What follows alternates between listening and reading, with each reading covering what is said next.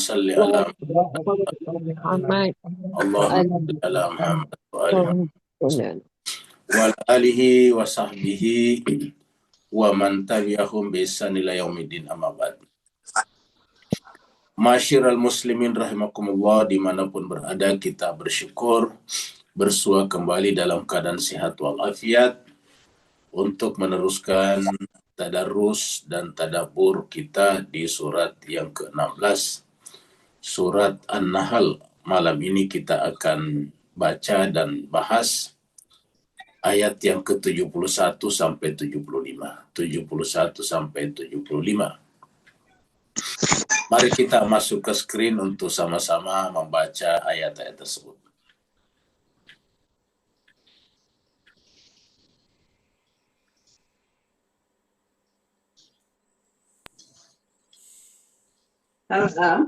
A'udzu billahi minasy syaithanir rajim. Bismillahirrahmanirrahim. A'udzu billahi minasyaitonir rajim. Bismillahirrahmanirrahim. Wallahu faddala ba'dakum ala ba'din fir rizq. Wallahu qaddara ba'dakum ala ba'din fir rizq. فَمَا الَّذِينَ فُضِّلُوا بِرَادِّ رِزْقِهِمْ عَلَى مَا مَلَكَتْ أَيْمَانُهُمْ فَمَا الَّذِينَ فُضِّلُوا بِرَادِّ رِزْقِهِمْ عَلَى مَا مَلَكَتْ أَيْمَانُهُم فَهُمْ فِيهِ سَوَاءٌ أَفَبِنِعْمَةِ اللَّهِ يَجْحَدُونَ فَهُمْ فِيهِ سَوَاءٌ أَفَبِنِعْمَةِ اللَّهِ يَجْحَدُونَ وَاللَّهُ جَعَلَ لَكُم مِّنْ أَنفُسِكُمْ أَزْوَاجًا وَاللَّهُ جَعَلَ لَكُم مِّنْ أَنفُسِكُمْ أَزْوَاجًا وَجَعَلَ لَكُم مِّنْ أَزْوَاجِكُم بَنِينَ وَحَفَدَةً وَجَعَلَ لَكُم مِّنْ أَزْوَاجِكُمْ بَنِينَ وَحَفَدَةً وَرَزَقَكُم مِّنَ الطَّيِّبَاتِ وَرَزَقَكُم مِّنَ الطَّيِّبَاتِ أَفَبِالْبَاطِلِ يُؤْمِنُونَ وَبِنِعْمَةِ اللَّهِ هُمْ يَكْفُرُونَ أَفَبِالْبَاطِلِ يُؤْمِنُونَ وَبِنِعْمَةِ اللَّهِ هُمْ يَكْفُرُونَ وَيَعْبُدُونَ مِن دُونِ اللَّهِ مَا لَا يَمْلِكُ لَهُمْ رِزْقًا وَيَعْبُدُونَ مِن دُونِ اللَّهِ مَا لَا يَمْلِكُ لَهُمْ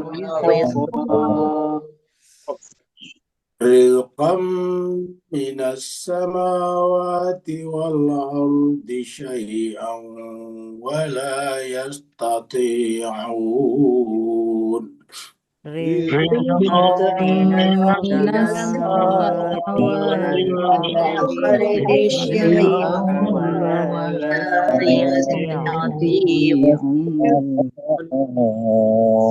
فَلَا تَضْرِبُوا لِلَّهِ الْأَمْثَالَ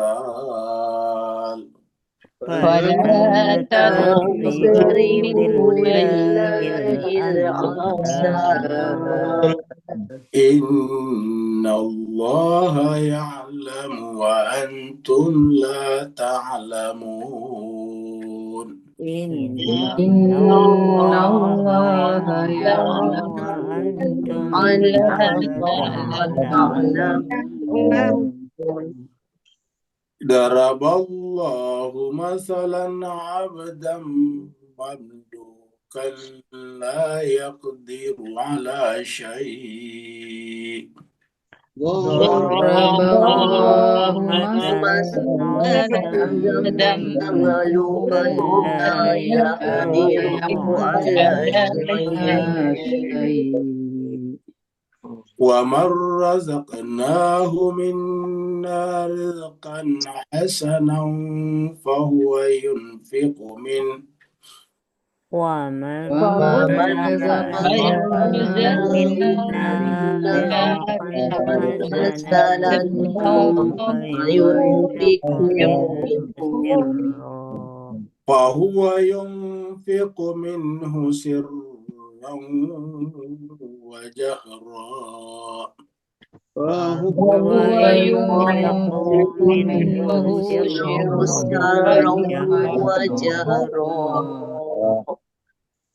هل يستوون الحمد لله بل أكثرهم لا يعلمون هل هل يستوون يستوون الحمد الحمد لله لله بل بل أكثرهم أكثرهم لا لا يعلمون. صدق الله العلي العظيم صدق صدق الله الله العلي العلي العظيم. العظيم. اللهم اللهم صل صل وسلم وسلم وزد وبارك على على رسول رسول الله الله وآله آله الطاهرين الأطهار على على رسول رسول الله الله وآله وآله الأطهار الأطهار.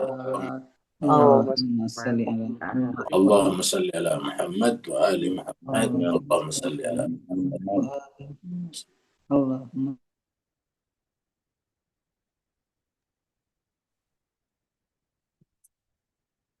Terima kasih banyak jemaah sekalian yang telah ikut membaca ayat-ayat suci Al-Quran tadi.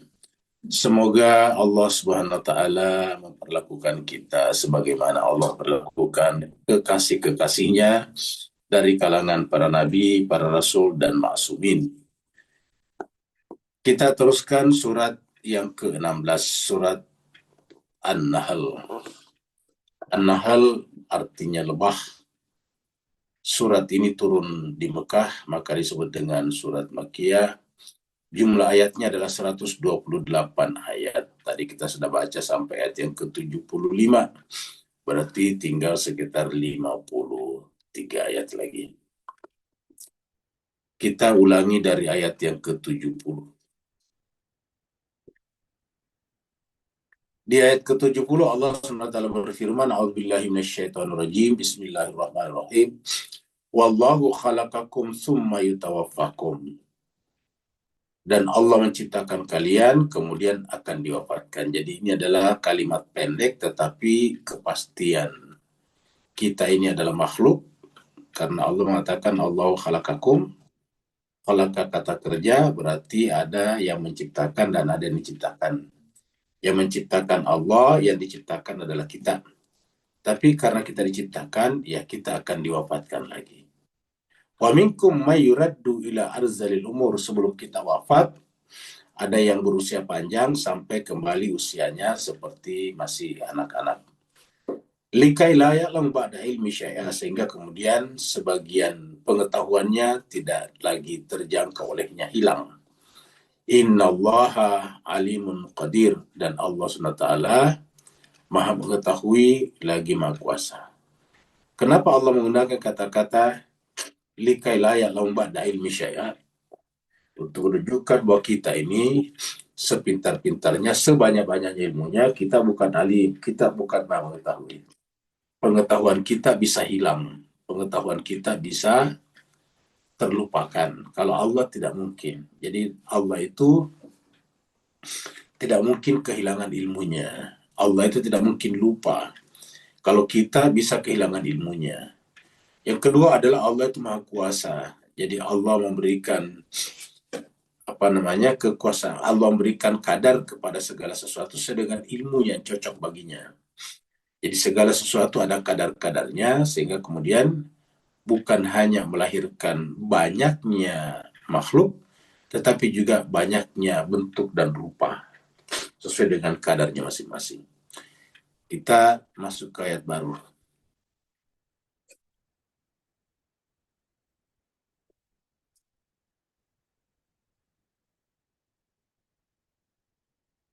Ingat jemaah sekalian, waktu kita lahir dulu diciptakan, kita tidak membawa apa-apa. Orang tua kita boleh kaya, tetapi siapa saja yang lahir dari perut ibu itu dalam keadaan tidak membawa apa-apa, tidak punya pakaian, ya, tidak punya apa-apa, tidak membawa cincin, jam tangan, baju, celana, tidak ada. Kita semuanya lahir sama, lahir dalam keadaan tidak membawa apa-apa. Setelah kita lahir, tercipta, hidup, ada di antara kita yang punya harta yang banyak, ada juga yang tidak. Wallahu faddala ba'dakum ala ba'din fi rizq. Dalam hal rizki, Allah SWT faddala ba'dakum ala ba'din, melebihkan sebagian kalian terhadap sebagian yang lain. Kata melebihkan di sini bukan berarti terjadi ketidaksetaraan. Kata-kata faddala ba'dakum ala ba'din di sini adalah tadi seperti kadar yang berbeda-beda. Ada orang yang kadar hartanya banyak tetapi ilmunya tidak banyak. Ada orang yang kadar ilmunya banyak tetapi hartanya tidak banyak. Ada orang yang kadar harta dan ilmunya sedikit tetapi dia memiliki misalnya kemampuan untuk bergaul dan membantu sesama. Ada orang yang sangat piawai, sangat telaten dalam membantu sesamanya. Jadi masing-masing kita diberikan yang berbeda-beda. Ada orang yang kaya tapi kurang sehat. Ada orang yang kurang kaya tapi sehat walafiat. Jadi masing-masing berbeda-beda. Ada orang yang kaya tapi tidak punya keturunan. Ada orang yang biasa saja tapi punya keturunan yang banyak. Jadi berbeda-beda. Jadi kata-kata faddala ba'dakum tidak berarti bahwa ada orang yang lebih tinggi daripada yang lain, bukan. Semua orang sama saja di hadapan Allah, tergantung ilmunya, tergantung amalnya. Makanya kemudian Allah mengatakan semuanya itu digunakan untuk menguji kita. Siapa di antara kalian kita yang paling baik amalnya? Ayyukum ahsanu amala. Jadi wallahu faddala ba'dakum ala ba'din fir rizqi. Dan Allah melebihkan ba'dakum sebagian kalian terhadap sebagian lain. Dalam rizki, yang namanya rizki ingat, jangan dibatasi pada uang saja, bukan. Rizki itu bisa ilmu, bisa kesehatan, bisa macam-macam, itu rizki namanya. Ada orang yang kurang bagus pendengarannya, berarti bagi yang bagus pendengarannya kan berarti rizki. Ada orang yang kurang bagus penglihatannya, berarti kan rizki penglihatannya bagi mereka yang bagus lebih banyak daripada yang kurang bagus. Jadi macam-macam. Jadi rizki jangan dibayangkan hanya materi saja. Kesalahan terbesar kita mengartikan rizki itu hanya materi. Sehingga cenderung kita melihat orang dengan materinya saja. Famal ladina fuddilu biradi rizqihim ala ma malakat aimanuhum fahum fi sawa.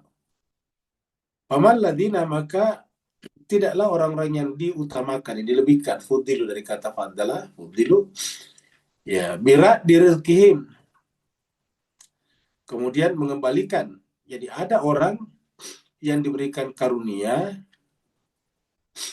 kemudian karunia itu entah harta entah apa, kemudian tidak dikembalikan.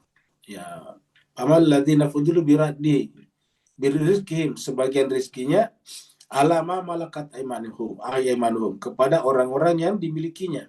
Ingat kata-kata ma malakat di sini, kalau di terjemahan biasanya budak ya. Ya, biasanya kalau kita lihat itu ada yang menyebutnya dengan budak. Ini nih budak nih. Ya. Ini tidak bisa diartikan budak saja. Apalagi sekarang kan perbudakan hampir tidak ada lagi. Jadi kita kembalikan kepada makna bahasa Arab aslinya. Ala kepada atau atas, ma apa-apa, malakat yang dimiliki aimanuhum tangan kanannya. Ataukah apa-apa yang tangan kanannya miliki. Jadi artinya apa? Kita harus berbagi rezeki kepada orang yang berada di bawah tanggung jawab kita. Yang dimiliki tangan kanan itu kan nanti berada di bawah tanggung jawab kita. Kenapa menggunakan tangan kanan? Karena tangan kanan itu kan yang memberi. Tangan kanan itu kan menunjukkan pertanggungjawaban. Kalau kita memberi sesuatu kan tangan kanan. Kita makan juga dengan tangan kanan. Jarang kita makan orang dengan tangan kiri. Walaupun di suatu tempat yang tidak beragama Islam pun juga kalau makan tangan kanan. Jarang kita lihat orang makan tangan kiri. Banyak orang menulis dengan tangan kiri, kidal. Tapi makan dengan tangan kiri nggak pernah kita lihat. Kebanyakan tangan kanan. Nah, jadi intinya adalah mamalakat emanukum itu apa yang berada di bawah tanggung jawab kalian. Jadi siapa yang berada di bawah tanggung jawab kalian? Kayak kita, yang pertama tentu adalah istri kita, anak-anak kita. Yang kedua adalah orang yang berada di rumah kita, yang bekerja pada kita, yaitu asisten rumah tangga kita, pembantu rumah tangga kita. Baik di dapur ataupun di taman ataupun di mobil, kan ada sopir kita, ada kita punya tukang taman, tukang kebun. Banyak. Jadi apa yang berada di bawah tanggung jawab kita. Yang kedua di pekerjaan, kita mungkin adalah punya kantor. Ada orang bekerja di kantor kita, karyawan kita, bawahan kita. Kalau kita misalnya buka warung, kedai, ada orang bekerja di warung kita, kedai kita. Itu adalah orang-orang yang ala ma malakat aimanuhum. Jadi ingat, yang pertama kita bertanggung jawab kepada mereka. Ya, saya dulu pernah lihat ada orang, kebetulan jamaah juga, yang rajin berbagi-bagi sembako kepada orang lain. Yang mengantar itu sopirnya. Saya tanya, apakah ibu sudah memberikan juga kepada sopirnya? Apa kata dia? Dia kan sudah menjadi sudah ada gajinya dari saya. Saya bilang walaupun ada gajinya, tetapi dia berhak mendapatkan itu juga bahkan lebih dekat daripada ibu. Apakah orang yang menerima orang lain di kampung-kampung sebelah itu, yang menerima sembako ibu ada hubungan dengan ibu? Kan tidak ada. Maka yang lebih berhak itu yang ada hubungannya. Gajinya iya, tetapi ibu harus kasih juga. Itu tadi, berbagi rezeki kepada mereka. Kalau gaji itu sudah wajib, itu sudah bukan hak, bukan milik kita diberikan kepada dia, memang hak dia. Ingat, yang namanya gaji itu adalah hak dia. Tetapi dia lebih dekat secara emosional dengan kita. Karena kalau ada apa-apa, dia membantu kita. Dia yang kita gunakan juga. Maka kita harus berbagi kepada dia. Jangan justru yang kita tidak kenal, kita kasih. Kalau yang tidak kenal kita kasih, tidak bisa diukur sejauh mana efektivitas daripada tindakan sosial itu. Bukankah Islam itu selalu mendahulukan tujuan? Setiap tindakan sosial ada tujuan. Tujuannya adalah memperbaiki perubahan sosial. Bagaimana kita mengukur perubahan sosial kalau kita memberikan sesuatu kepada orang yang kita tidak bisa ukur? Ya. Nah, jadi dengan demikian, Al-Quran mengatakan kepada mamalakait ama aimanuhum dulu. Orang dekat dengan kalian dulu. Ya. Tetangga kita, itu yang pertama dulu. Karena kalau ada apa-apa, misalnya kebakaran, yang pertama bantu kita tetangga kita. Ya. Jadi seperti itulah. Jadi selalu yang dekat. Ma malakat aimanukum. Di tempat lain dikatakan dengan tetanggamu yang dekat, baru tetangga yang jauh. Jadi Al-Quran selalu mengingatkan kita seperti itu. Ya. Jadi jangan kita justru melakukan hal-hal yang bertentangan dengan Al-Quran, karena nanti tidak bisa dievaluasi. Jadi Al-Quran mengatakan, فَمَا الَّذِينَ فُضِّلُوا بِرَادِّ رِزْقِهِمْ عَلَى مَا مَلَكَتْ أَيْمَانُهُمْ. Ya. Dengan apa yang menjadi rezeki mereka. Fahum, maka mereka fihi, di dalamnya sawa. Sama saja. Maksudnya di sini dengan kita berbagi kepada orang yang berada di bawah tanggung jawab kita. Ingat juga sekalian, kata-katanya alama malakat aimanukum, ada aimanuhum. Di tempat lain juga aimanukum ada juga. Mamalakat aimanuhum atau aimanukum itu ya supaya mereka bisa merasakan apa yang kita rasakan. Karena kalau dia bersama orang dekat dengan kita kan dia merasakan. Contohnya misalnya sopir kita. Dia tahu di restoran mana kita berhenti makan. Harusnya dia harus merasakan juga. Kalau tidak makan di situ, ya kita berikan sesuatu sehingga bisa membeli sesuatu dengan keluarganya yang lebih baik seperti itu. Karena intinya di sini fahum fi sawa, supaya ada kesetaraan. Sawa itu adalah kesetaraan. Ada equality.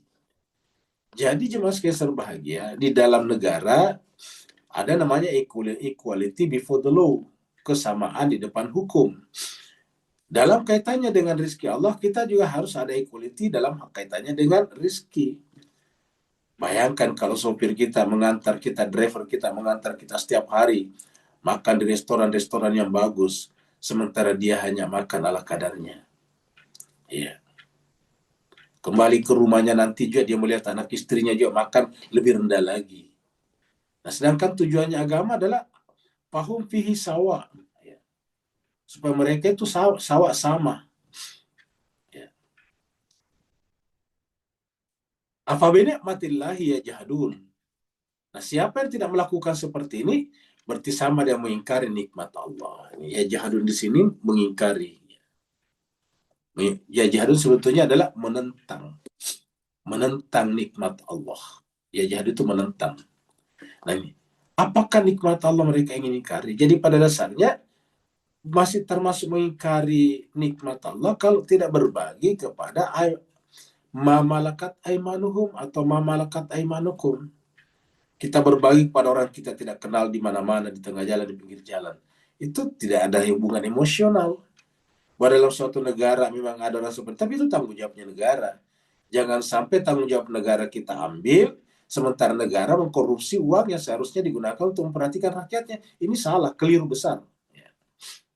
Kita membayar pajak, negara harus mengembalikan kepada rakyatnya.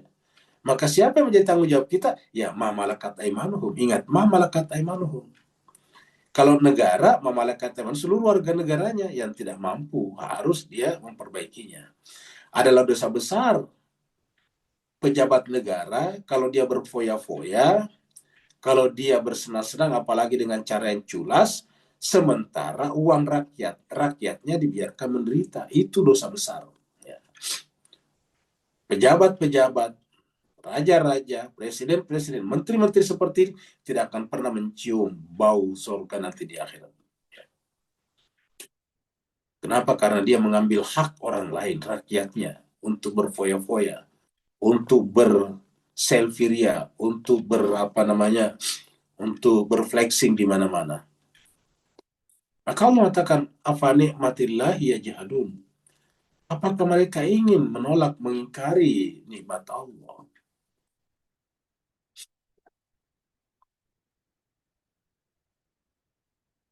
Kita lihat di surat 13, surat Ar-Ra'du, ayat 4. Surat Ar-Ra'd.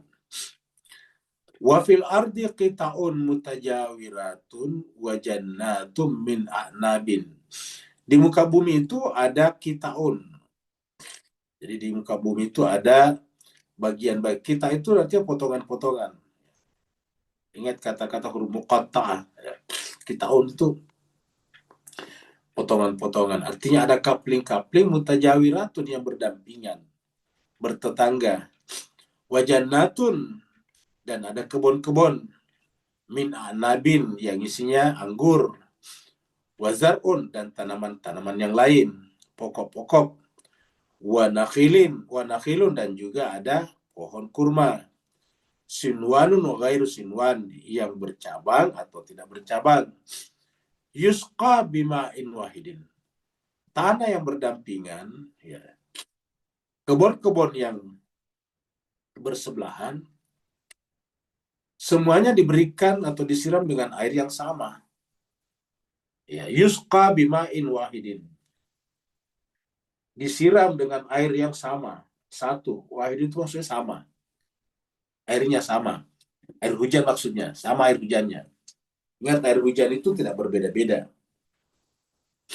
Tidak ada bahwa di tanah seberang, di tanah tetangga, air hujannya ada agak payau sedikit. Kemudian yang di sebelah barat sana agak manis sedikit, tidak ada. Yusqa bima'in wahidin. Wa nufaddilu ba'daha ala ba'din fil ukul.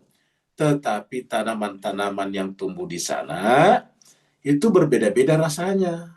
Nufaddilu, kami lebihkan sebagian terhadap sebagian lain rasanya. Nah, dari sini kita ingin mengatakan bahwa penggunaan kata faddala ba'dukum ala ba'din tadi tidak bermakna bahwa yang satu lebih baik daripada yang lain. Tidak, cuma masing-masing ada perbedaan, dan perbedaan itu melahirkan kelebihannya masing-masing. Artinya korma itu manis, anggur juga manis, tetapi anggur tetap rasanya anggur enak sebagai anggur, korma rasanya manis sebagai korma. Artinya di saat yang lain kita makan kurma, di saat yang lain kita makan anggur, kita butuh kurma. Tidak lantas kita mengatakan bahwa kurma lebih baik daripada anggur. Ya, sama-sama ada manisnya. Nah, ini sama juga tadi dengan manusia. Faddala ba'dakum ala ba'din tadi. Jadi sama dengan itu. Jadi jangan kita katakan faddala ba'dakum ala ba'din itu ada yang lebih utama, lebih mulia daripada yang lain. Nggak ada. Semuanya manusia sama. Yang menentukan itu adalah ilmu, iman, dan amalnya. Jadi seperti tadi ini, wa nufaddilu ba'daha ala ba'din fil ukul.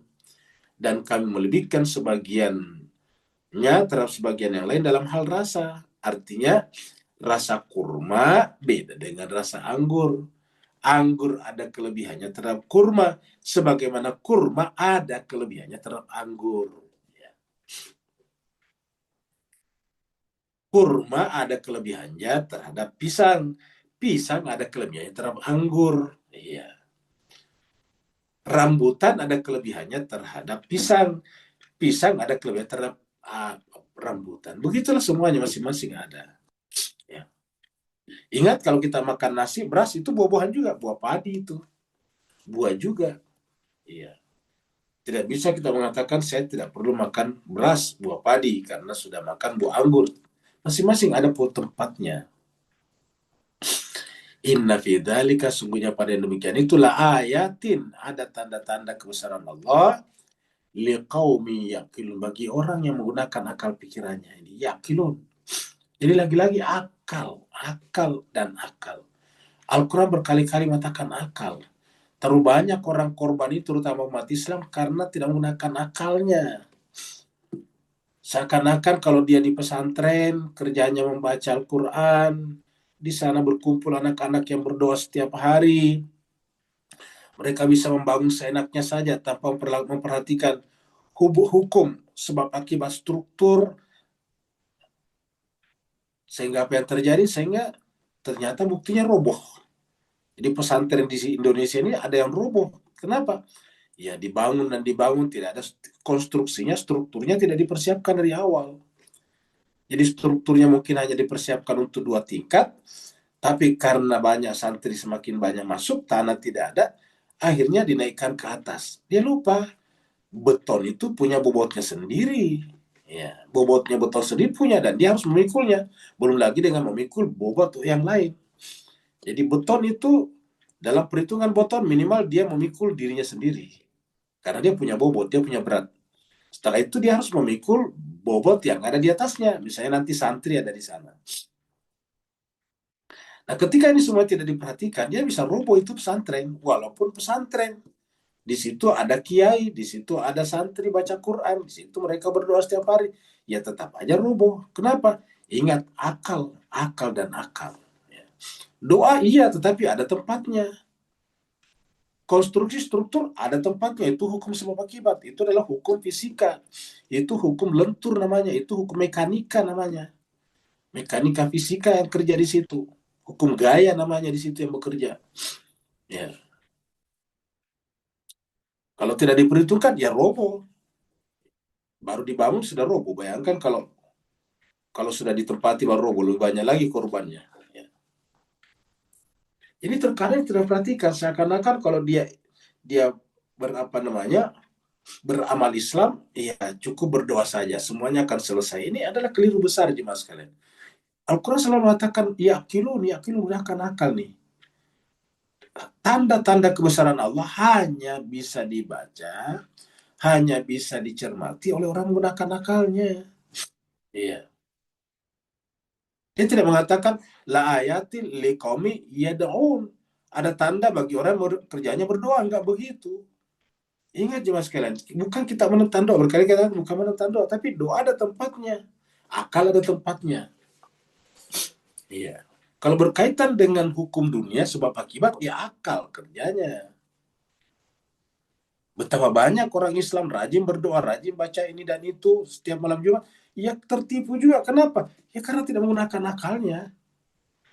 Jangan pikir karena saya sudah rajin baca doa yasinan setiap malam Jumat, rajin salat tahajud, rajin puasa Senin Kamis, saya tidak mungkin tertipu. Ya tetap aja tertipu kalau tidak menggunakan akalnya.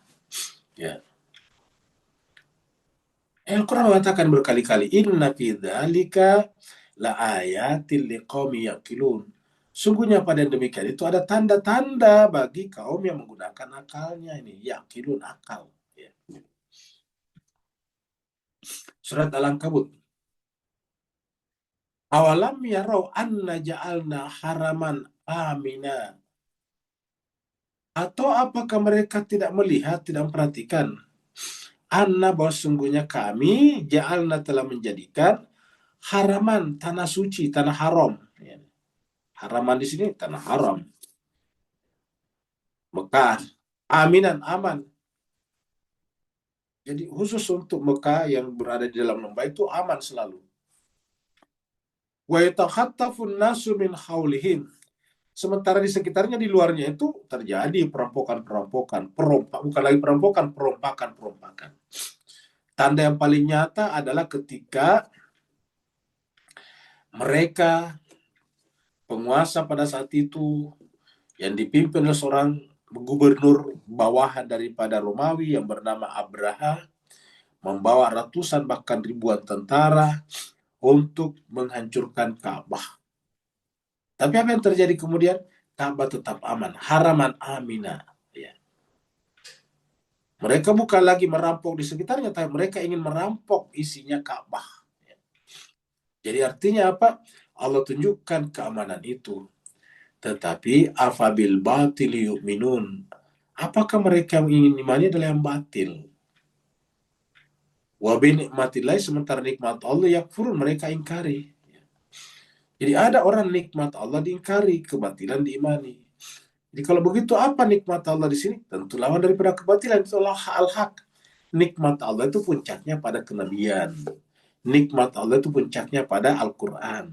Ya. Apakah yang batil mereka imani, sementara Al-Quran mereka ingkari? Apakah orang yang jahat mereka ingin percaya, sementara Rasul Allah mereka ingkari? Nah, bisa seperti itu.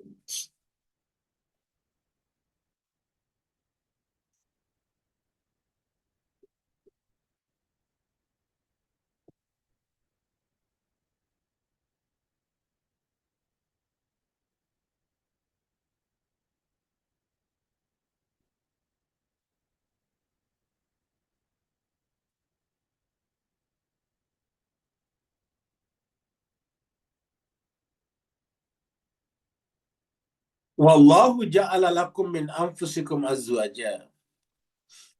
Dan Allah menjadikan untuk kalian di dalam diri kalian azwaj, pasangan-pasangan. Jadi kita ini diciptakan dan kita akan mati. Sebelum kita mati, Tuhan beri kesempatan kepada kita untuk berpasang-pasangan, menikah, suami istri. Dari pernikahan atau perjodohan ini, wa ja'ala lakum, dia Allah menjadikan untuk kalian min azwajikum, dari pasangan kalian, dari suami istri kalian, apa? Banin, ada anak-anak. Setelah anak-anak besar, menikah lagi juga, hafadatan, cucu-cucu. Jadi Allah memberikan kepada kalian anak cucu. Ya. Karena tadi sudah dikatakan Allah menciptakan kalian dan mewafatkan kalian. Nah, supaya terjadi keberlangsungan manusia di muka bumi ini, diberi kesempatan untuk berjodoh-jodohan, berpasang-pasangan, menikah. Lalu dari pernikahan itu lahirlah anak-anak dan cucu-cucu. Sehingga walaupun tadinya kita mati, hakikatnya masih hidup. Kenapa? Masih ada anak keturunan. Ya. Lalu bagaimana mereka yang tidak punya keturunan? Mereka beramal, bisa juga mengambil anak dan sebagainya. Jadi tidak hanya berhenti pada yang punya anak saja, tetapi intinya adalah harus berketerusan ini kehidupan, harus berkelanjutan. Sehingga hakikatnya Adam satu, tapi hakikatnya kita semua adalah Adam. Hawa satu, tapi hakikatnya kita semua adalah Hawa. Setiap laki-laki adalah Adam, setiap perempuan adalah Hawa. Bahkan setiap manusia adalah Adam itu sendiri. Jadi kenapa? Karena kita adalah kelanjutan daripada Adam. Kita ini adalah Adam yang hidup di abad ke-21. Ya. Sedangkan Adam yang disebutkan dalam Al-Quran adalah Adam yang hidup sekian puluh ribu tahun sebelum Masehi. Ya. Kemudian untuk menghidupi anak keturunan kita, warazakakum minat thayyibat. Allah memberikan rezeki kepada kalian dengan rezeki yang baik-baik. Rezeki apa? Mulai daripada ilmu. Dengan ilmu kita cari rezeki. Kemudian kita dapat kedudukan, pangkat, dan jabatan. Kita dapat macam-macam. Itu semuanya dari rezeki dari yang baik-baik. Jadi artinya apa? Supaya kehidupan berlangsung dengan baik, harus thayyibat. Yang baik-baik, yang suci.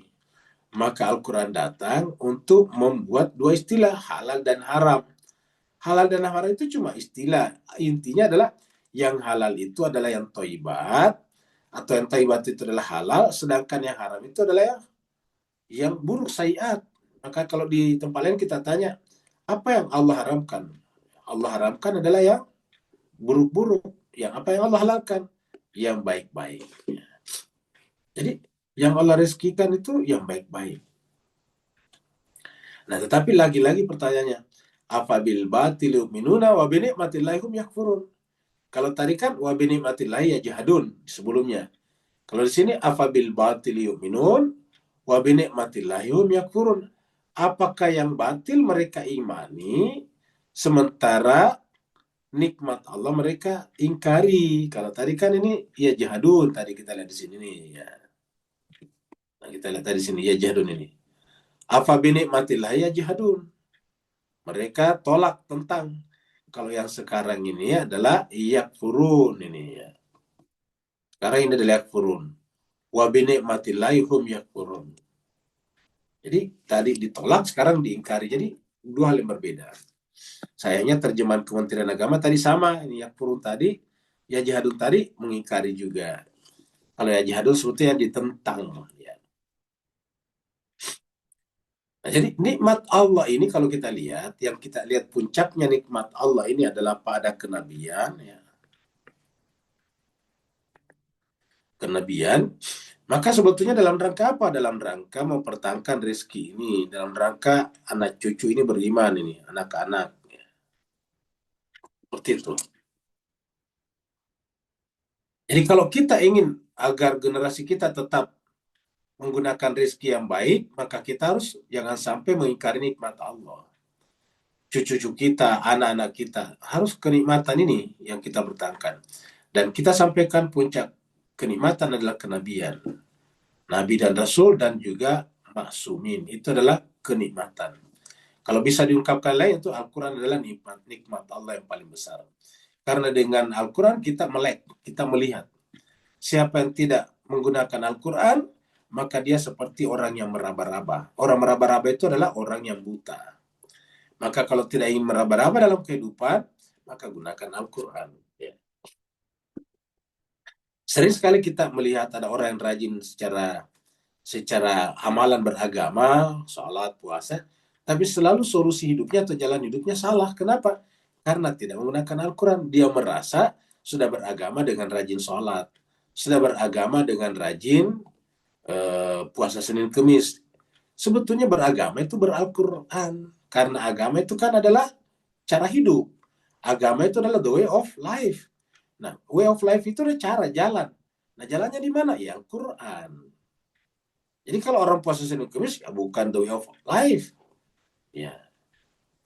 Dalam tingkat tertentu, puasa Senin Kemis itu adalah upaya untuk menjaga kesehatan, menurunkan kolesterol misalnya.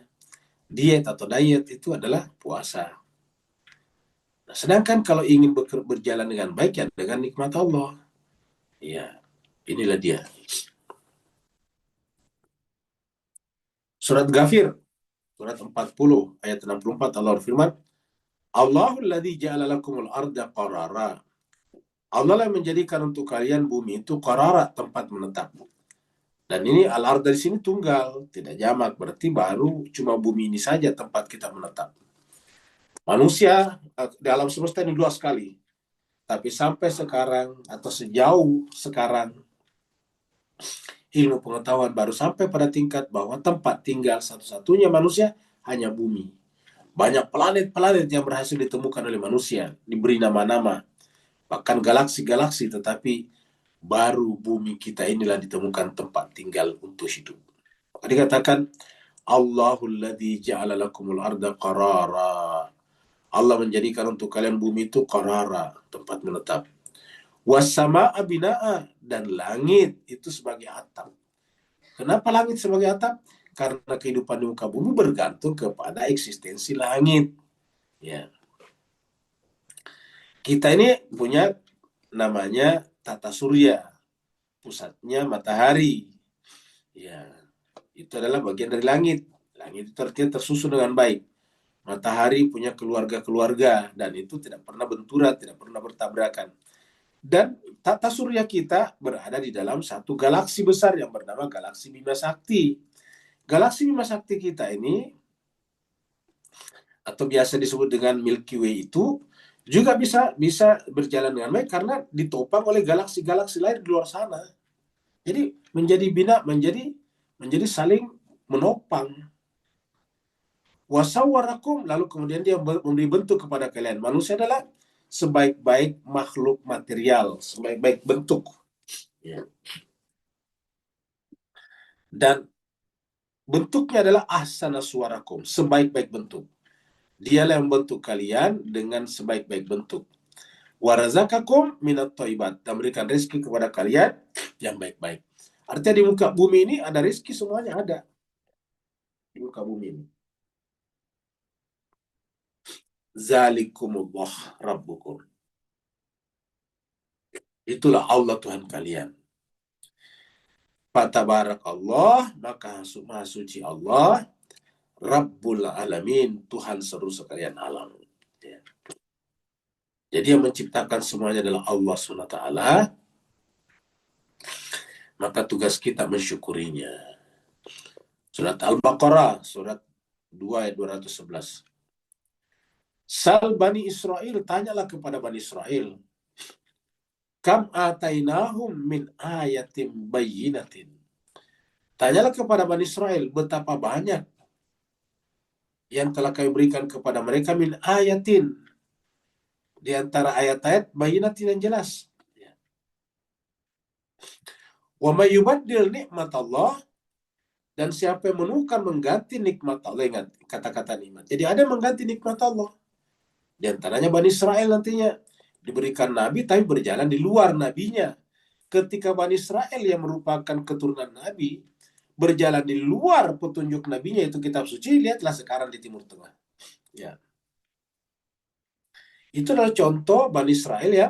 Yubaddil nikmat Allahi min ba'di ma ja'athu, mengganti nikmat kenabian setelah Allah memberikan atau mendatangkan kepadanya. Fa inna Allah, sungguhnya Allah syadidul iqab. Allah katakan, Allah itu sangat keras siksanya, dan itu akan terjadi pada negara yang mengaku negara Israel sekarang. Ya. Ingat, Allah itu tidak pernah diam, ya. Tidak pernah dan tidak buta. Dia melihat. Jadi apa yang terjadi sekarang itu berada di bawah pantauan Allah SWT.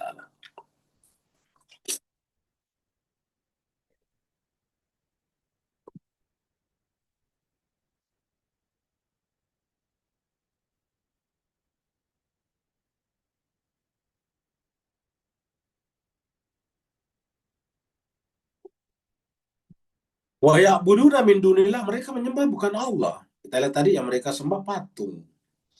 Patung itu modelnya model Yesus, Nabi Isa. Tapi itu kan kayu sebetulnya. Jadi bentuk Nabi Isa tidak merubah hakikat batu itu atau kayu itu. Dia tetap kayu namanya. Mungkin ada yang bertanya, lalu kenapa umat Islam mencium Hajar Aswad? Mencium Hajar Aswad karena sebetulnya kita yakin bahwa batu itu pernah dicium oleh nabi-nabi. Jadi sebetulnya kita ingin tersambung dengan nabi-nabi melalui itu. Artinya Hajar Aswad sekarang pernah dicium oleh Rasulullah Sallallahu Alaihi Wasallam. Pernah dicium oleh Nabi Ismail. Pernah dicium oleh Nabi Ibrahim. Pernah dicium oleh Nabi Nuh. Pernah dicium oleh Nabi Adam. Sehingga ketika kita menciumnya adalah menyatukan diri kita dengan jejak-jejak kesucian mereka. Sayang seribu sayang, kesucian itu sekarang tidak ada. Akhirnya kembali seperti menyembah juga Hajar Aswad. Kenapa?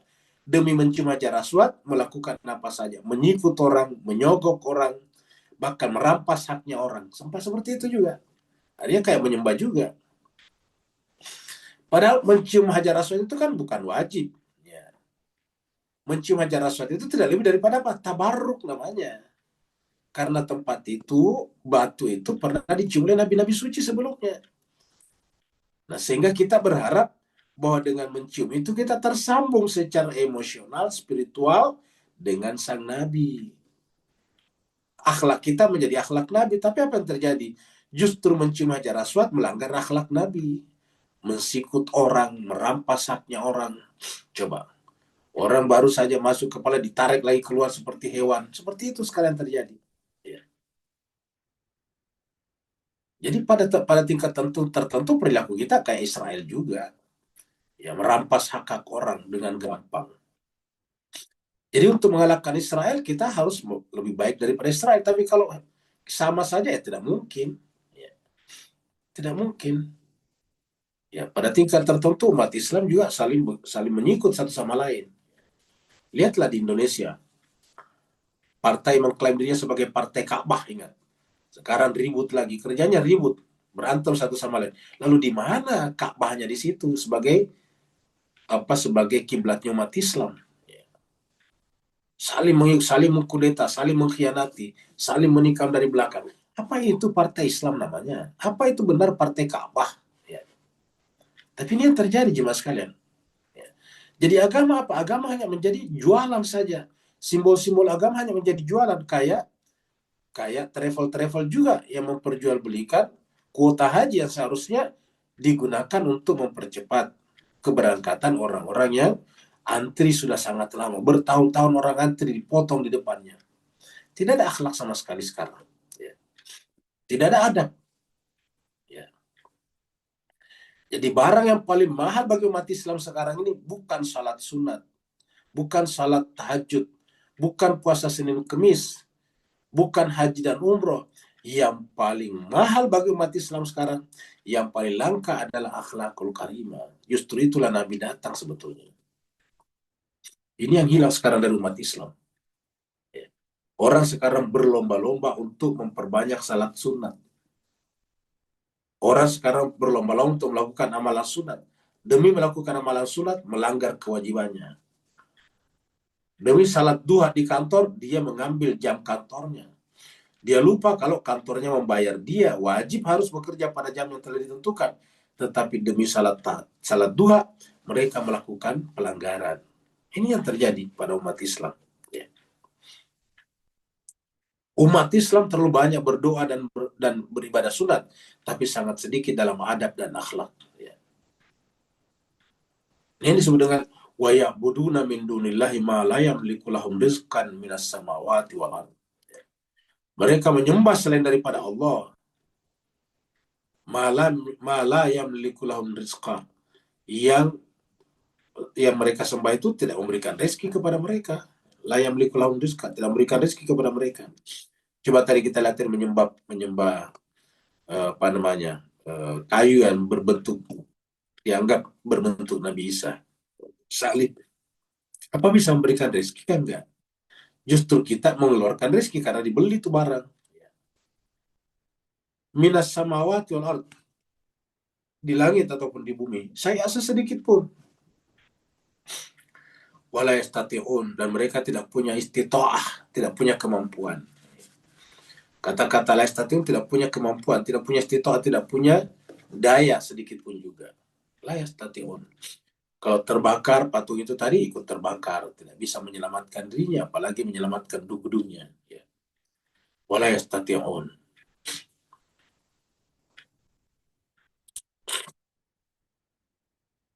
Qul ata'buduna min dunillah. Kala apakah kalian akan menyembah selain Allah? Ma la yamliku lakum darra wala naf'a. Apa yang tidak bisa memberikan mudarat dan manfaat, tidak bisa menimbulkan mudarat, tidak bisa memberikan manfaat. Jadi orang menyembah sesuatu yang tidak masuk akal.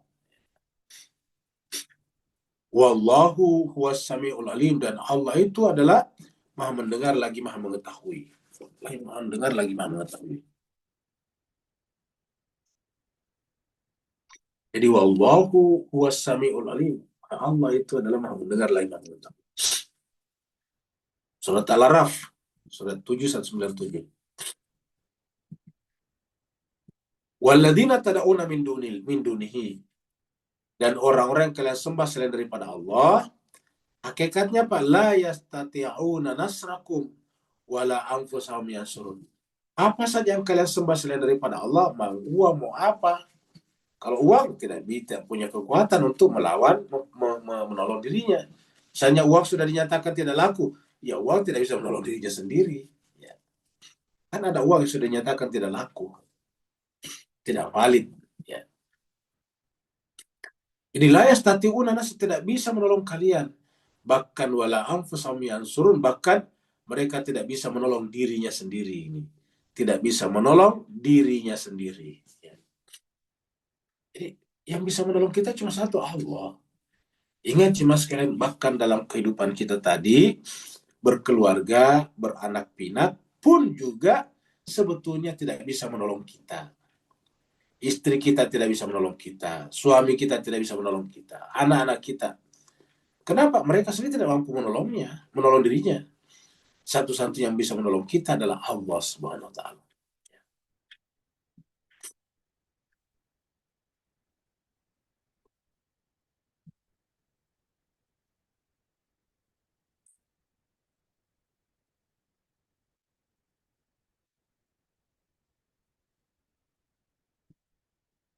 Malah lihat itu yang berdiri di tengah patung itu kan.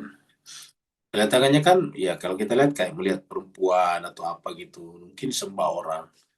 Padahal itu kan cuma gipsum ataukah cuma batu, terus kemudian dicat putih ini. Batu dibuat kayak gitu-gitu tuh. Jadi sebetulnya itu batu, yang buat itu manusia. Lucunya manusia menyembahnya. Fala tadribu lillahil amsal. Maka Allah mengatakan, janganlah membuat untuk Allah al-amsal, perumpamaan. Kata-kata perumpamaan di sini bisa bermakna sekutu ya nih, al-amsal. Tapi intinya di sini untuk Allah itu tidak bisa ditingkatkan amsal, perumpamaan. Karena tidak ada perumpamaan yang bisa ditujukan kepada Allah. Kalau sorga bisa, neraka bisa. Sorga bisa diumpamakan dengan taman. Neraka bisa diumpamakan dengan api, seperti itu. Tapi kalau Allah tidak bisa. Dikata-kata, fala tadribu, jangan membuat. Lillah, untuk Allah, al-amsal. Walaupun diartikan sekutu, tapi perumpamaan sebetulnya. Artinya tidak ada yang bisa kita bayangkan berkaitan dengan Allah. Kalau kita menyembah Allah, jangan berpikir membayangkan Allah seperti A, B, C, D. Seperti si A, si B, si D. Enggak bisa. Itulah makna kata-kata, laisa kamitslihi syai'un. Tidak ada yang bisa diumpamakan dengan dia. Jadi kata-kata laisa kamitsli itu bukan hanya tidak ada umpama, tapi tidak ada yang bisa diumpamakan dengan Allah. Apapun yang kita umpamakan dengan Allah, salah. Kalau mengumpamakan sorga dengan taman, cocok. Mengumpamakan neraka dengan api, cocok. Karena penderitaan panas. Tapi kalau Allah, tidak ada yang cocok. Jadi dengan demikian, tidak ada apapun yang bisa kita bayangkan tentang Allah. Satu-satunya yang bisa kita ketahui bahwa Allah itu ada. Jadi satu-satunya yang paling universal adalah bahwa Allah itu ada. Tuhan itu ada. Bahkan ada itu sendiri adalah Dia. Ya, jadi ada itu sendiri adalah Dia. Yang kita gunakan kata ada itu sebetulnya adalah dari Dia. Dia adalah ada yang secara hakiki. Dialah ada yang wajib adanya, wajibul wujud. Jadi tidak ada yang bisa diumpamakan. Coba kata ada diumpamakan. Bisa nggak Bapak Ibu mengumpamakan kata ada? Tidak bisa. Kalau misalnya buah mangga bisa diumpamakan. mirip dengan buah ini. Tapi ada, coba cari umpamanya ada. Kita tulis di sini kata ada. Ya. Coba cari umpamanya, perumpamaannya. Tidak ada kan? Ya. Kalau mengumpamakan bapak ya bisa. Mengumpamakan ibu bisa. Mengumpamakan petir bisa. Tapi ada. Bisa nggak dicari umpamanya? Nggak ada. Maka dikatakan, fala tadrul hal amsal. Kenapa Allah melarang? Sebetulnya bukan melarang dalam pengertian mutlak, tapi pasti salah. Setiap kita membuat perumpamaan tentang Allah pasti salah. Jadi kalau ada yang mengajarkan, mari sini saya ajarkan. Kalau berzikir sekian kali, nanti akan Allah muncul dalam pikiran Anda berbentuk seperti itu pasti salah. Itu adalah penipuan, pembohongan. Ya. Allah tidak bisa diumpamakan. Laisa kamitsli. Amsal itu bentuk jama dari misal. Laisa kamitsli, misal. Misal itu tunggal, amsal jamak. Ya. Makanya diartikan sekutu-sekutu. Karena jamak. Jadi misal-misal apapun tidak cocok dengan Allah. Jadi memisalkan, mengumpamakan Allah dengan cahaya, ya salah. Ya. Kata-kata Allah itu cahaya langit dan bumi bukan berarti cahaya seperti itu. Tapi untuk membayangkan peran Allah di alam semesta kayak cahaya. Tidak ada yang ada kalau tidak ada cahaya, ingat. Jadi seperti itu, bukan mengumpamakan dengan Tuhan. Cahaya itu. Ya. Kenapa? Karena Tuhan itu nurun ala nurin. Cahaya di atas cahaya. Ya. Tidak ada perumpamaan cahaya yang cocok dengan dirinya.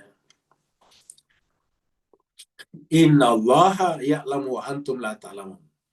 Allah itu mengetahui, ya'lamu, ya. Sementara kalian, la, ini ada la-nya di sini. La ta'lamun. Kalian la ta'lamun.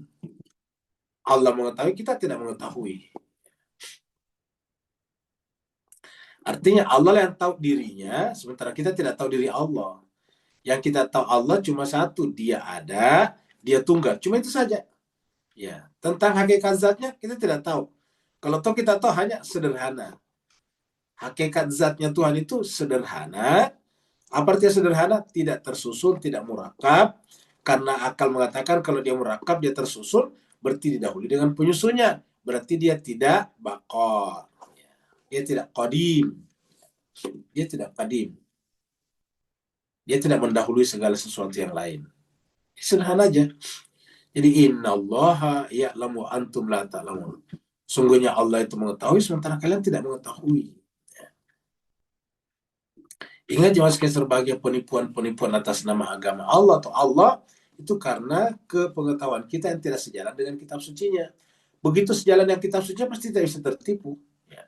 Saya nonton itu ada yang mempertontonkan dia bisa mengajak orang beribadah nanti ketemu dengan Allah. Ini jelas pembodohan. Ya. Pembodohan demi pembodohan terjadi atas nama agama. Dulu masih ingat ada istilah apa itu training salat khusyuk. Ya, bayangkan. Training salat khusyuk. Bayarnya 3,5 juta. Begitu selesai salat trainingnya langsung tidak khusyuk. Kenapa? Uangnya 3,5 juta hilang, tidak khusyuk-khusyuk salatnya. Ya. Jadi ini terjadi dan sekarang hilang. Kenapa? Ya tidak ada faktanya. Akhirnya apa yang terjadi? Yang bersangkutan terlibat pada penipuan juga. Seperti itu yang terjadi. Tapi umat selalu dikorbankan. Umat selalu dikorbankan.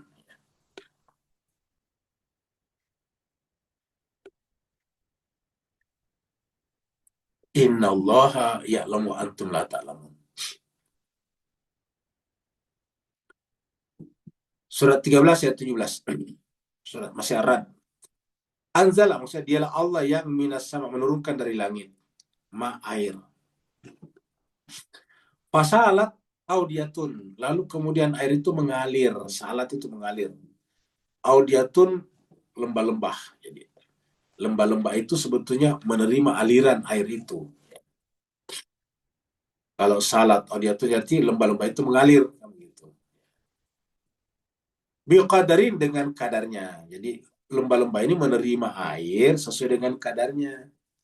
Kalau lembahnya besar, air yang ditampung besar.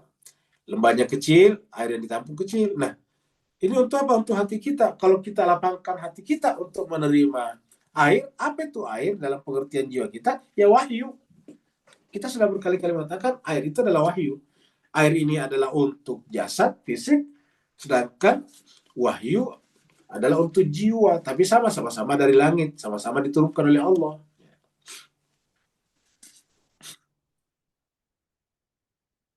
Nah, jadi kalau kita luaskan lembah hati kita, dia akan menjadi besar kadarnya. Fahtamalat asailu zabada. Air itu nanti mengalir, membawa air itu membawa zabada, buih, busa. Rabian yang mengambang. Busa yang mengambang di atas, maksudnya ngapung. Wa mimma yuqiduna alaihi finnar. Begitu juga kalau kita meleburkan misalnya logam atau apapun juga untuk perhiasan atau untuk alat-alat yang lain, pasti selalu ada buihnya, ada busanya, seperti pada air tadi. Nah, airnya itu mengambang, tidak berguna. Yang kita butuhkan airnya, bukan busanya. Yang kita butuhkan tadi logam mulianya, bukan buihnya. Kadzalika yadribullahul haqqa. Begitulah Allah membuat perumpamaan dengan al-haq. Jadi, yang boleh membuat perumpamaan Allah, ingat. Yadribullah, Allah membuat perumpamaan. Kita tidak boleh membuat perumpamaan kepada Allah. Jadi, Allah boleh membuat perumpamaan. Tapi kita tidak boleh membuat perumpamaan tentang Allah. Ingat tadi larangannya. Kadzalika yadribullahul haqqa wal batil. Jadi, kebenaran itu adalah seperti air, al-batil seperti buih. Buih itu kan kelihatan indah. Kelihatan putih, mengambang. Tapi dia sebetulnya tidak ada nilainya. Nah, sayangnya manusia paling gampang terpukau dengan yang mengambang itu. Fa'amma zabadu fayadhhabu jufa. Maka adapun buih tadi itu dia akan hilang, tak berharga. Jufa itu tidak ada nilainya. Sebaliknya wa amma ma yanfa'un nas, yang bermanfaat bagi manusia, airnya atau logam mulianya, fayamkusu fil ard, dia akan tetap. Kadzalika yadribullahu al-amthal. Begitulah Allah membuat perumpamaan lagi di sini. Jadi yang boleh membuat perumpamaan hanya Allah, ya. Misal, ya. Surat Haji. Alam ta'lam anna Allah ya'lamu ma fis samawati wal ard. Apakah engkau tidak mengetahui bahwa Allah lah yang mengetahui apa yang ada di langit dan di bumi? Jadi kalau di sini dikatakan tadi bahwa inna Allah ya'lamu antum la ta'lamun. Pengetahuan Allah itu adalah mencakup segala-galanya tadi. Mana? Ya. Pengetahuan Allah itu adalah mencakup ma fis sama'i wal ard, apa yang ada di langit dan di bumi. Ya. Yang di bumi itu seluruh bumi. Ya, kalau kita dengarkan para ilmuwan, pengetahuan manusia tentang makhluk-makhluk laut itu baru 5%. Ya, baru 5%. Ya.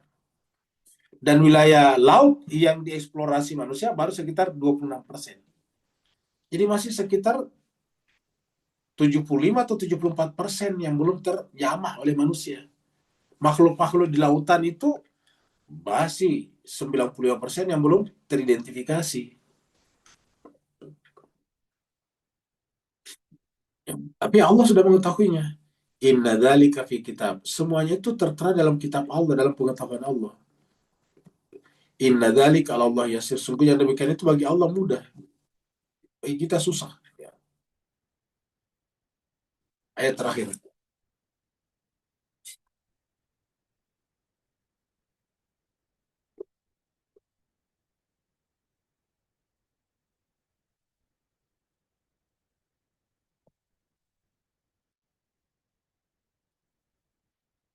Daraballahu masalan abdan mamluka. Allah bikin perumpamaan. Tadi ingat, kita tidak boleh bikin perumpamaan tentang Allah karena tidak bisa diumpamakan. Tidak bisa dimisalkan. Tapi Allah bisa membuat misal. Ya. Contohnya Allah membuat perumpamaan abdan, seorang hamba mamluka yang dimiliki. Seorang hamba yang dimiliki atau budak belian, biasanya disebut dengan budak belian, layak diru ala syai'in, tidak memiliki apapun juga. Kata-kata layak diru itu tidak memiliki apapun juga. Tidak memiliki kadar. Tidak memiliki kuasa, tidak memiliki apapun. Sesedikit apapun. Justru dia mamluk, dimiliki oleh tuannya, majikannya. Wa man razaqnahu minna rizqan hasana. Dan perumpamaan yang kedua adalah ada orang ini tadi hamba sahaya yang tidak memiliki apa-apa. Yang kedua, orang yang kami beri rezeki kepadanya dengan rizqan hasanah, dengan rezeki yang baik. Maka orang yang kami berikan rezeki ini fahuwa yunfiqu minhu sirran wa jahra. Dia menafkahkannya, menginfakkannya dalam keadaan sembunyi-sembunyi, sirran, rahasia, ataupun jahra, terang-terangan. Jadi ada dua. Satu adalah hamba saya tidak punya apa-apa. Yang satunya adalah orang merdeka yang punya rezeki dan rezekinya diinfakkan rahasia ataupun terang-terangan. Allah mengatakan, hal yastawun. Apakah keduanya sama? Apakah mereka sama? Hal yastawun. Ya, jawabannya tentu tidak. Kalau kita mengatakan tidak, berarti alhamdulillah, berarti sudah mengerti.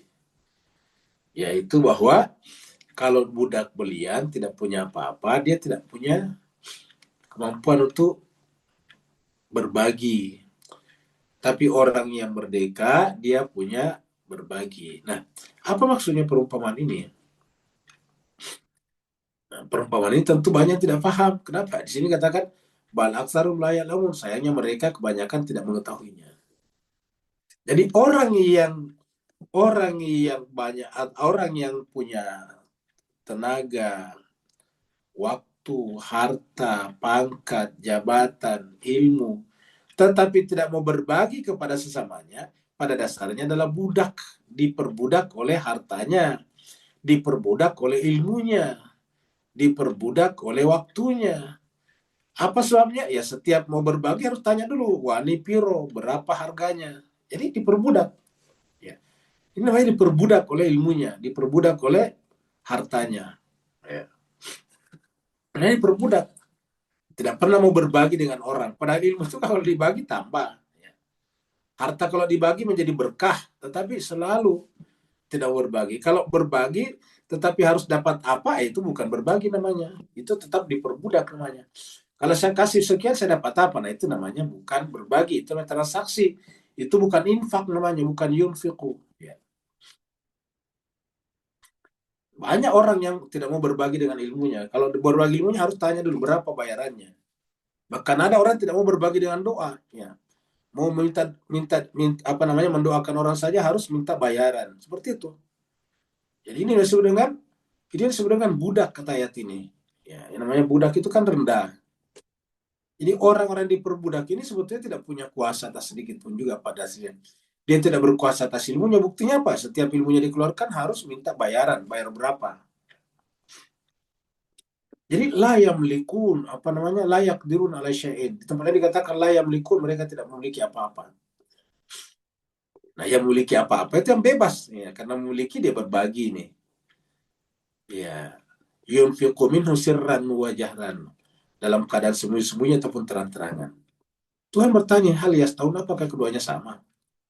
Kita menjawab tentu tidak, maka alhamdulillah. Kalau menjawabnya berarti alhamdulillah. Ya.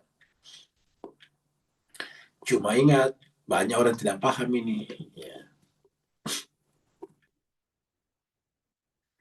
Surat 57, surat Al-Hadid ayat 29.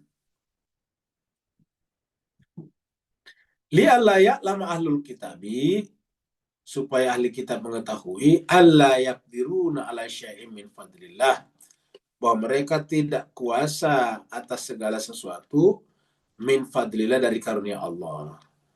Wa annal fadla, dan sungguhnya karunia itu biadillah, di tangan Allah. Yu'tihi may yasha, Allah memberikan kepada siapa yang dikehendakinya. Jadi siapa yang dikehendakinya, terutama tadi kalau dia bekerja keras dan berbagi. Wallahu dzul fadlil azim, dan Allah memiliki karunia yang besar, yang agung. Wallahu dzul fadlil azim, Allah memiliki karunia yang agung. Wallahu dzul fadlil azim, Allah memiliki karunia yang agung. Ayat terakhir surat 35 Fatir ayat 29. Innalladzina yatluna kitab Allah, sungguhnya orang-orang yang mempelajari kitab Allah, Pelajari kitab Allah, rutin baca Al-Quran dan menelaah. Ya telu itu bukan hanya membaca sebetulnya, tapi mentelaah. Ya, telu itu mentelaah. Jadi ingat, membaca kitab dulu baru aqamus shalah. Kalau Bapak, Ibu, Tuan dan Puan rajin baca Quran, selalu aqamus shalah itu setelah membaca kitab suci. Sekarang umat Islam rajin sholat tetapi tidak baca kitab suci. Ya. Makanya kemarin ketika ada pertanyaan, mana yang diutamakan, baca selawat atau istighfar? Dua-duanya tidak benar. Yang utamakan harus baca kitab suci karena Al-Quran bilang begitu. Ya. Bahkan ini juga perintah Allah kepada Rasulnya. Ya, coba kita lihat di sini. Kita lihat surat Al-Ankabut.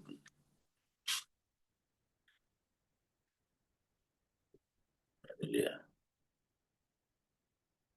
45. Dia. Utlu ini perintah Allah kepada Nabi. Wahai Nabi Muhammad, utlu ma'uhiya ilaika. Bacakanlah, telahkanlah apa yang diwahyukan kepadamu dari kitab suci. Baru hakimis salah. Bapak Ibu lihat di sini. Perintah Allah kepada nabinya kitab suci dulu, baru salat. Ya. Karena perintah salat itu kita terima dari kitab suci. Iya. Ini berkali-kali sampaikan seperti itu. Umat Islam sekarang ya rajinnya salat luar biasa, tapi malas baca kitab suci. Akhirnya apa yang terjadi? Tertipu, tertipu, dan tertipu. Ditipu sama Zionisme, ditipu sama Amerika, ditipu sama negara-negara monarki absolut Arab, seakan-akan mengurus Islam, padahal mereka hanya mengurus anak keturunannya untuk raja-raja terus-menerus. Jadi tertipu oleh Biro Travel, tertipu oleh Kementerian Agama, dan sebagainya. Tertipu. Kenapa? Karena tidak membaca kitab suci. Al-Quran itu mengatakan kitab suci dulu, baru salat ini. Ya, sama dengan di sini nih. Innal ladzina yatluna kitab Allah, baru kamu salah ini. Ingat bos, jangan nanti bilang, Rusli Malik bilang begitu, ini bukan saya, ini saya cuma membacakan Al-Quran. Yang mengatakan ini Allah, Al-Quran ini. Innal ladzina yatluna kitab Allah, baru aqamus shalah. Nih. Utlu ma uhiya ilaika minal kitab, baru aqimis shalah. Seperti itu. Jangan bilang saya hanya membacakan Al-Quran. Baru anfaqu mimma razaqnahum sirran wa alaniyatan, baru menginfakkan sebagian hartanya sirran, sembunyi-sembunyi ataupun terang-terangan. Apa kata Allah? Orang seperti itulah yarjuna tijaratan lan tabur. Mereka itulah yang perdagangannya tidak akan pernah rugi. Jadi siapa yang tidak pernah rugi dalam kehidupan ini? Orang yang belajar Al-Quran, mendirikan salat, menginfakkan hartanya, itulah tijaratan lan tabur. Itulah perdagangan yang tidak pernah merugi.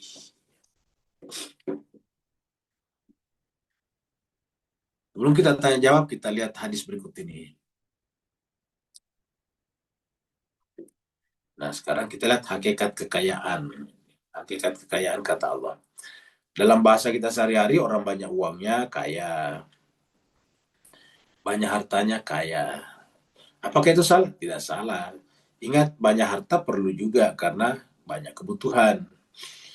Kalau banyak harta kan kebutuhan kita banyak yang terpenuhi, mudah kemana-mana. Ya. Tapi kalau tidak ada harta kita sama sekali, kesulitan juga. Tapi ingat, yang namanya kekayaan hakikatnya bukan di harta. Mana hadisnya ini? Hadis Imam Bukhari nomor 5965. Ini. Anin Nabi sallallahu alaihi wasallam qala, dari Nabi bersabda, laisal ghina an kasratil ardi. Bukanlah kekayaan itu apabila punya banyak harta kekayaan. Ardi di sini bukan bumi ya, ini ain, ard. Kasratil ard ya. Bukanlah kekayaan itu kalau hanya punya harta banyak. Walakin akan tetapi al-ghina itu, kekayaan itu gina an-nafsi, kaya hati. Nah, jadi jemaah sekalian ingat ini. Hakikat kekayaan itu kaya hati, di hatinya kaya ini.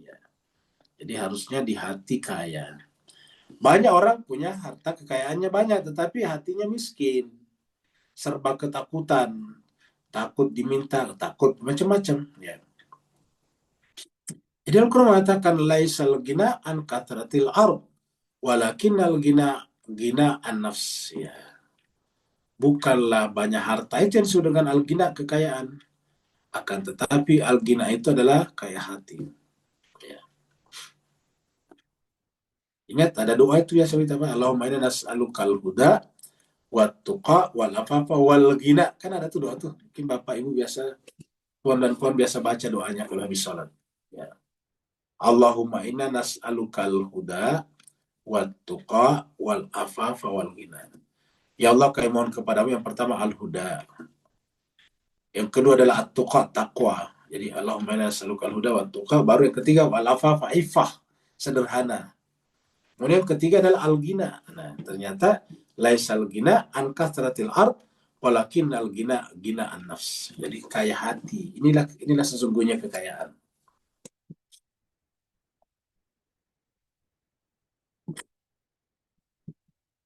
Kalau misalnya dia kelihatannya kaya raya tapi kerjanya masih nyolong, itu kan bukti dia miskin. Dia masih nyolong. Ya. Ini adalah hadis dari mana nih? Dari Salim, an Abi, dari bapaknya.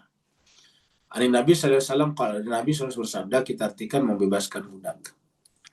Apa kata Nabi di sini? Imam Bukhari juga, nomor 2337. Nabi bersabda, man a'taqa abdan, siapa membebaskan seorang budak. Jadi membebaskan itu a'taqa. Ingat kata-kata aitqun minanar, terbebas dari api neraka. Kan biasa tuh kalau Ramadan dibagi 3 oleh para ulama. 10 malam pertama namanya rahmah. 10 malam kedua maghfirah. 10 malam terakhir adalah itqun minanar, terbebas dari api neraka. Nah, a'taqa itu membebaskan. Siapa yang membebaskan abdan seorang budak, bainasnain, yang dimiliki oleh 2 orang, isnain itu 2 orang. Ya. Di sini diartikan dengan berserikat. Jadi ternyata dulu yang namanya budak itu bisa dimiliki bersama. Jadi kita berdua, bertiga, atau berempat, atau berlima, sama-sama membeli budak. Ya. Jadi kita beli. Misalnya harganya 10 juta. Kita masing-masing menyetor 2 juta, berarti kita berlima memiliki budak tersebut. Ya. Nanti tinggal dibagi waktunya. Ya. Jadi karena satu hari itu 24 jam dibagi 5. Ya, gitu kira-kira lah.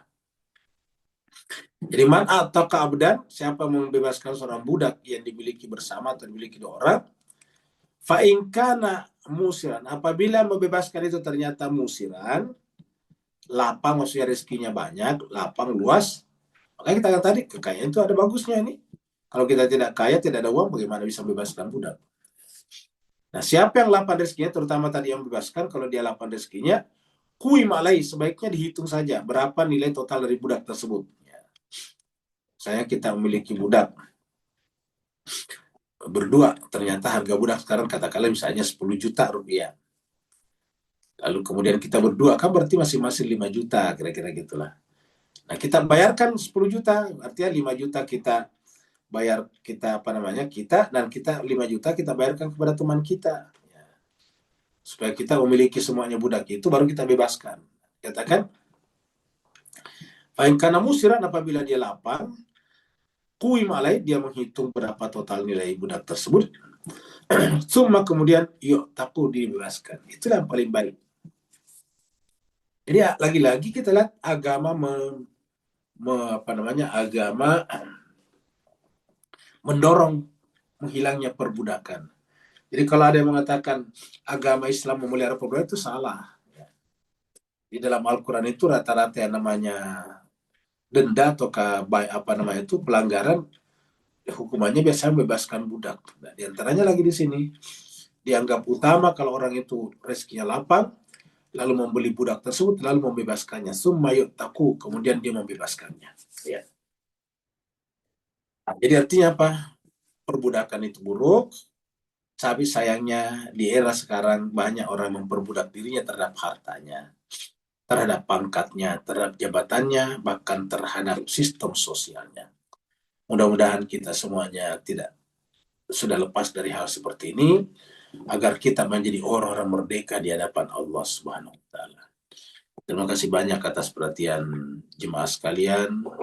Kalau benar dari Allah Subhanahu wa Ta'ala, kalau ada khilaf dan alfanya, semuanya dari pribadi Al-Fakir, mohon dimaafkan dan ditinggalkan. Yang mau bertanya dipersilakan. Tanya, Tat. Ya, silakan. Ibu-ibu lain itu tadi, ya, silakan. Wawa, Tat.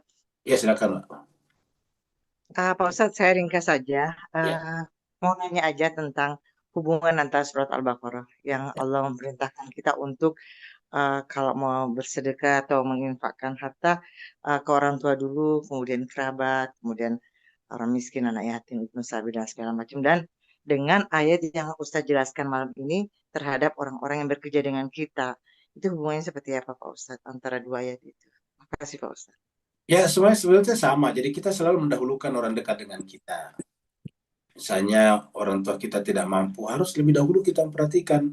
Bahkan orang tua itu sebetulnya bukan penerima sedekah dari kita, tapi dia tanggung jawab, kewajiban. Ingat, nanti setelah kewajiban kita tertunaikan, baru boleh kita bersedekah. Tidak bisa kita bersedekah sementara istri kita atau anak-anak kita tidak sekolah. Itu salah. Jadi harus istri dulu, kemudian anak-anak juga sekolah, orang tua kita juga tidak menderita, baru kita kepada yang lain. Selalu yang dekat dulu. Nah, makanya banyak orang bersedekah tidak begitu. Orang di mana-mana, di pinggir jalan, di perapatan jalan, dia kenal. Akhirnya sistem sosial rusak.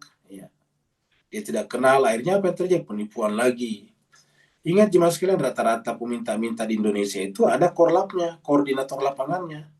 Mereka diperalat, mereka dieksploitasi, dikasih duit, nanti duitnya nggak diambil, ada koordinator lapangannya. Mereka dikasih duit, pendapatannya lebih banyak daripada mengajar, atau daripada bekerja dengan benar, akhirnya apa? Dia memilih seperti itu. Kita merusak mereka. Ya. Bayangkan kalau setiap orang lewat kasih 5.000, 2.000, berapa pendapatannya per hari? Berkali-kali kita katakan ini, sementara guru honorer, gajinya cuma 250.000 per bulan, dibayar per 3 bulan, jalan kaki 5 kilometer, itu perlu sekolah dulu, berdiri di depan kelas, tapi masyarakat kita tidak begitu. Susah mengeluarkan uangnya kalau untuk guru honorer. Tapi kalau peminta-minta di jalan, gampang sekali. Terenyuh hatinya, keluarkan 2.000, 5.000 coba. Bayangkan kalau 101 orang begitu. Hitung aja kalau 101 orang kali 2.000. 200.000 berarti 6 juta sebulan, itu minimal. Sementara tadi guru honorer cuma 250.000 rupiah, jadi kasihan sekali. Ya. Jadi kita tidak punya hati sama sekali, tidak punya empati.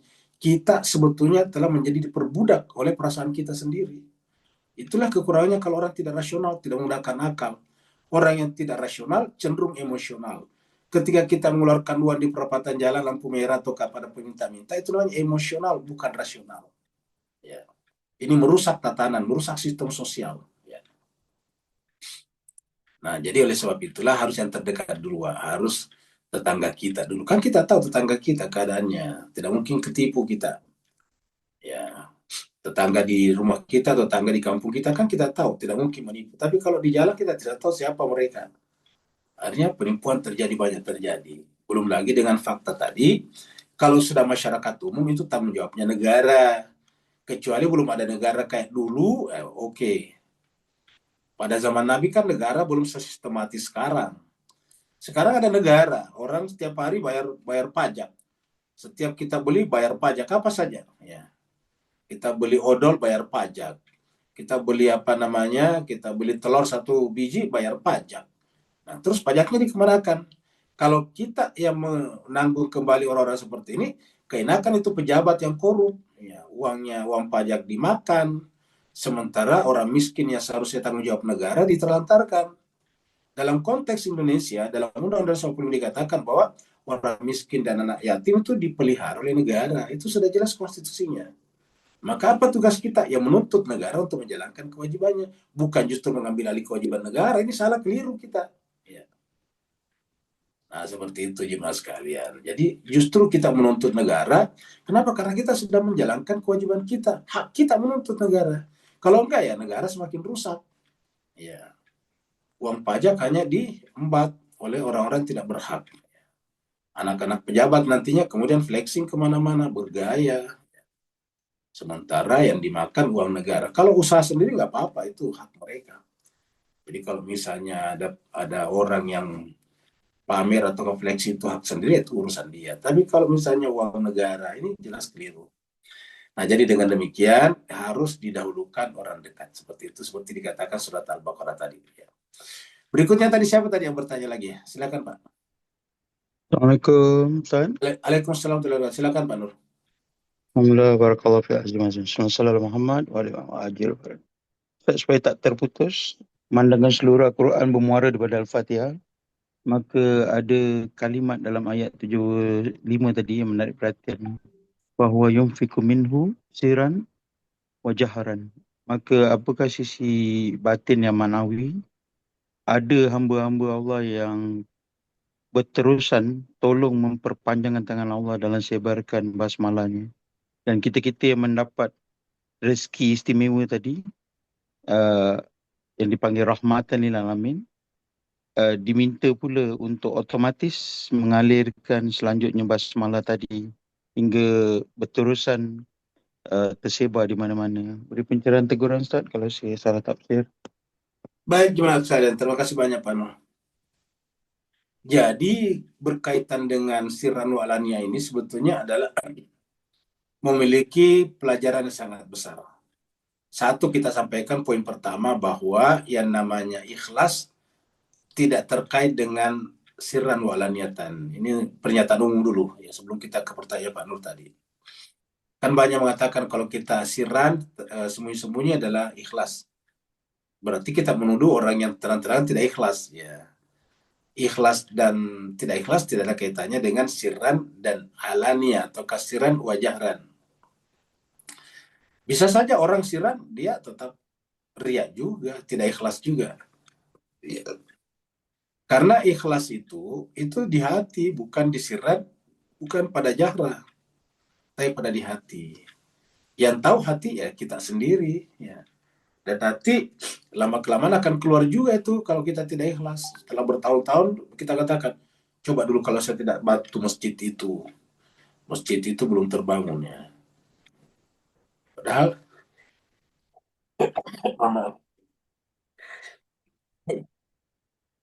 padahal waktu bangun masjid itu tidak ada namanya hamba Allah. Setelah berlangsung beberapa tahun, dia tidak diakomodasi di masjid itu, dia katakan, saya diusir dari masjid itu, coba kalau saya tidak bantu dulu tidak terbangun, nah itu dia. Nah, jadi dengan demikian ikhlas atau riya itu tidak ada kaitannya dengan sirran wa alaniyatan.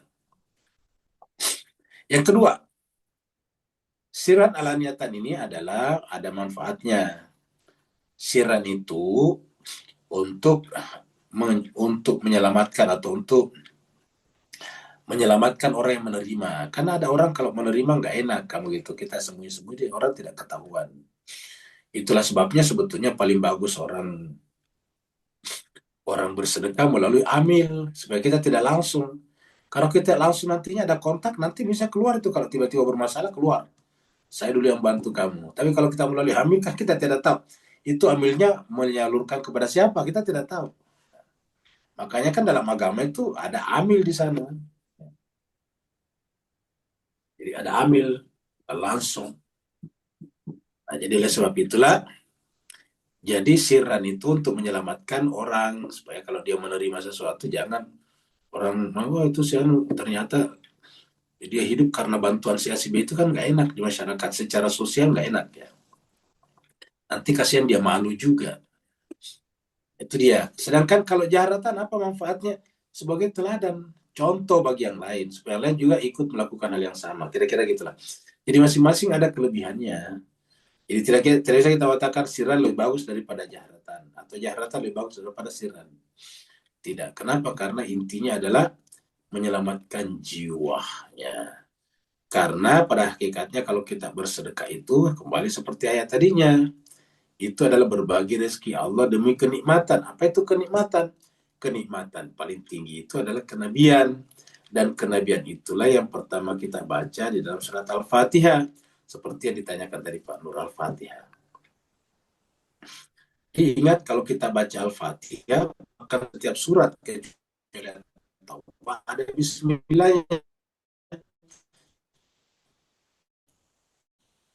yang pertama kita sebut sebenarnya. Tapi sebetulnya semuanya dimulai dengan huruf ba. Al-Fatihah dimulai dari bismillah. Iya, tetapi hakikatnya dimulai dengan huruf ba. Karena tidak bisa kita katakan ismillah, harus bismillah. Huruf ba dulu. Dengan siapa kita ke sana? Dengan Allah. Harus bersama, harus berwasilah. Bismillah bersama dengan nama Allah. Siapa nama Allah itu? Ya, orang-orang pilihannya. Seperti contohnya alladzi 'allama Adam al-asma. Nah, itu adalah Adam, itu adalah asmanya Allah, isimnya Allah. Nah, dengan demikian pada dasarnya sir ataupun jahratan adalah agar kita selalu bersama dengan ismunnya Allah. Jadi sir ataupun alania, sir ataupun jahratan dalam rangka menyelamatkan agar hati kita selalu bersama dengan nikmat Allah yang disebut dengan Asmaul Husna itu. Kalau tidak ada lagi, Ada Ustaz di Ustaz, chatroom. ada Ustaz, satu lagi. saya Silakan, mau silakan. bertanya Ustaz. Ya, silakan. Assalamualaikum. Waalaikumsalam warahmatullahi wabarakatuh. Silakan. Tadi terakhir Pak Ustaz menjelaskan kekayaan hati. Kaya hati adalah kekayaan utama yang sesungguhnya. Iya. Bagaimana sih sesungguhnya menggapai kekayaan hati itu dan mampu menjaganya?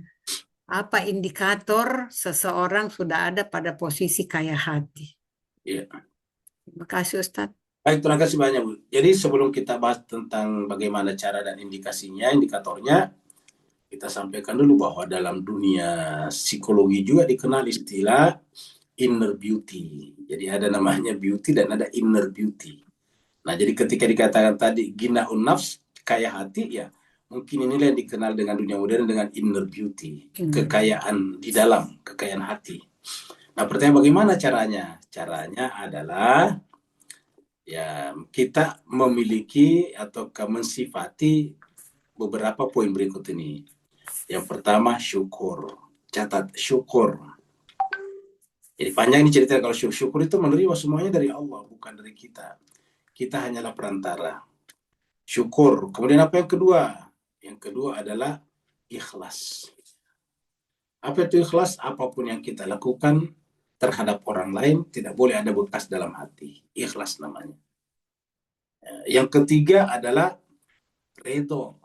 Apapun yang terjadi, misalnya kita kasih orang, tapi orang itu membalas dengan tidak baik, yang apa-apa, kita ridho dengan semuanya. Ya. Yang keempat, kita sabar. Ya. Kita sabar. Kejadian-kejadian, misalnya kita sudah bersedekah, kita sudah berbuat baik, tapi kok masih kena gempa bumi rumah kita. Nah, itu sabar. Jangan berkeluh kesah, sabar. Ya. Karena memang itu ketetapan alam. Alam ini berubah-ubah. Allah mengatakan bahwa ini kita diuji dengan kejadian-kejadian ini. Liyabluwakum ayyukum ahsanu amala. Sakit, jangan pikir kalau kita rajin salat tidak sakit. Enggak bisa sakit. Jadi setiap saat terjadi perubahan, karena perubahan itu adalah ciri daripada dunia material. Kalau kita tanya apa itu materi? Materi itu adalah perubahan. Ya, jadi selama kita punya di alam materi pasti perubahan. Bahkan filosof Yunani mengatakan tidak ada yang tidak berubah kecuali perubahan itu sendiri. Kata-katanya mengatakan pantarei, semuanya berubah. Jadi akan berubah terus, yang kaya bisa jadi miskin, yang miskin juga bisa jadi kaya dan sebagainya. Nah, menghadapi ini sabar. Yang terakhir, tawakal. Kita tidak mampu berasumsi bahwa kita mampu menyelesaikan semua masalah kita. Kita mengatakan saya ini kan ahli psikologi, dokter dalam bidang psikologi, saya bisa mengatasi masalah jiwa saya. Oh, enggak juga. Banyak orang dokter PhD dalam psikologi tapi aneh-aneh juga jiwanya, kan begitu. Banyak orang sarjana ekonomi tapi juga sulit mendapatkan rezeki seperti itu. Jadi tidak bisa kita berpatokan di sana. Jadi oleh sebab itulah kita bertawakal kepada Allah. Tapi ingat, tawakal itu hanya disebut tawakal apabila telah berikhtiar secara maksimal. Kita bekerja maksimal, tawakal kepada Allah. Makanya di antara doa kita itu adalah tawakal. Bismillahi tawakkaltu ala Allah. Ataukah wa 'alallahi falyatawakkalil mutawakkilun. Wa 'alallahi falyatawakkalil mu'minun. Nah, seperti itu. Kemudian apa indikatornya? Kalau kita sudah inner beauty, ataukah tadi istilahnya kaya hati, indikatornya ada 3. Tidak boleh ada lagi ujub. Ya. Kalau selama masih ada ujub dalam hati kita, berarti belum. Ujub itu takjub pada diri sendiri. Ingat, ujub takjub. Takjub pada diri saya ini kan seorang yang pintar, kamu gitu, itu takjub pada diri sendiri. Ya. Wajarlah kalau orang memuji saya kan orangnya cantik, ganteng. Nah, itu takjub pada diri sendiri. Nah, itu namanya ujub. Tidak boleh ada ujub dalam diri. Kalau masih ada ujub, berarti belum kaya hati. Karena masih miskin, dia masih butuh pujian nantinya itu. Ya. Memuji dirinya sendiri. Yang kedua, ria. Pengen dilihat, pengen disaksikan orang. Kalau dia bikin pernyataan, dia minta orang untuk like. Kalau tidak ada like-nya, langsung putus asa, langsung kehilangan semangat. Nah, itu namanya ria tuh. Ya, saya sering menyaksikan ada orang tidak senang kalau tidak ada yang like. Ya, itu namanya ria. Kita melakukan amalan, misalnya menulis artikel-artikel nasihat, tulis aja, orang like atau tidak like nggak masalah. Kenapa? Kita tidak butuh ria. Ya, kita beramal, dan yang namanya beramal itu berbuat sesuatu yang bermanfaat bagi orang. Nah, persoalan orang itu memberikan respon ataukah respect dengan like atau tidak, itu urusan mereka, bukan urusan kita lagi. Itu yang kedua, yaitu tidak boleh ada ria. Ria itu pengen dilihat. Ya. Kalau ada orang salatnya ria, itu pasti masuk neraka, kata Al-Quran. Fawailul lil musallin alladzina hum an salatihim sahun walladzina hum yura'un. Yura'un itu ria, pengen dilihat saja salatnya. Yang ketiga, tidak boleh takabur. Kalau masih ada takabur, merasa lebih besar, nah itu dia. Tidak mungkin dia kaya hatinya. Dia merasa besar, ya. Dan Nabi mengatakan, siapa yang ada kiber dalam dirinya, merasa besar dalam dirinya, besar dalam hal ilmu ini, ilmu itu, besar dalam hal darah ini, darah itu, besar dalam hal pangkat ini, pangkat itu, pokoknya. Siapa merasa seperti itu, maka apa kata Nabi, tidak akan pernah mencium bau surga. Ya, la yadkhulul jannah man kana fi qalbi kibrin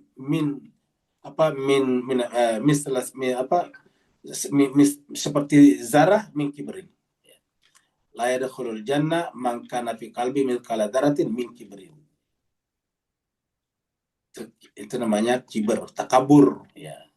Yang keempat, yang ada 4 ya, baru ingat, bukan 3, 4. Yang keempat, tidak boleh zalim. Kalau sudah masih ada zalim, ingat, zalim itu adalah menganiaya orang. Ya. Menganiaya orang itu bukan menghukum ya. Kalau menghukum kan bukan menganiaya. Kalau misalnya orang dihukum, seperti misalnya dosen menghukum mahasiswanya yang malas dengan memberikan nilai rendah, ya itu bukan aniaya. Karena dia malas kamu gitu. Pekerjaannya tidak jalan. Nah, itu hukuman namanya. Kalau ada orang tidak naik kelas karena memang itu bukan aniaya, itu hukuman. Nah, yang namanya aniaya itu adalah mengambil hak orang. Aniaya zalim. Nah, itu kalau masih ada unsur-unsur seperti itu, baik zalim secara fisik, baik zalim secara verbal, maka itu belum ada tanda dalam dirinya ada inner beauty, ataukah belum ada yang disebut dengan gina an-nafs, yaitu kaya hati. Jadi ada 4. Ketika sudah hilang dalam diri kita ujub, ria, takabur, dan zalim, nah itu dia pertanda kita sudah memiliki gina an-nafs. Ya. Itu indikatornya. Ya, kalau masih ada salah satunya, berarti itu adalah indikator, indikasi menunjukkan bahwa kita belum sampai pada tingkat gina an-nafs. Ada lagi, kita masuk ke dulu ke. Di chat sudah dibacakan, Ustaz. Oh, sudah ya? Maksudnya sudah dibaca tadi ya? Dengan Ibu. Baik, Bapak sekalian, terima kasih banyak atas perhatiannya. Mohon maaf atas segala kekurangan. Wa'alafu minkum. Wassalamualaikum warahmatullahi ta'ala wabarakatuh. Waalaikumsalam warahmatullahi wabarakatuh. Terima kasih Ustaz atas Ayu. Assalamualaikum warahmatullahi wabarakatuh.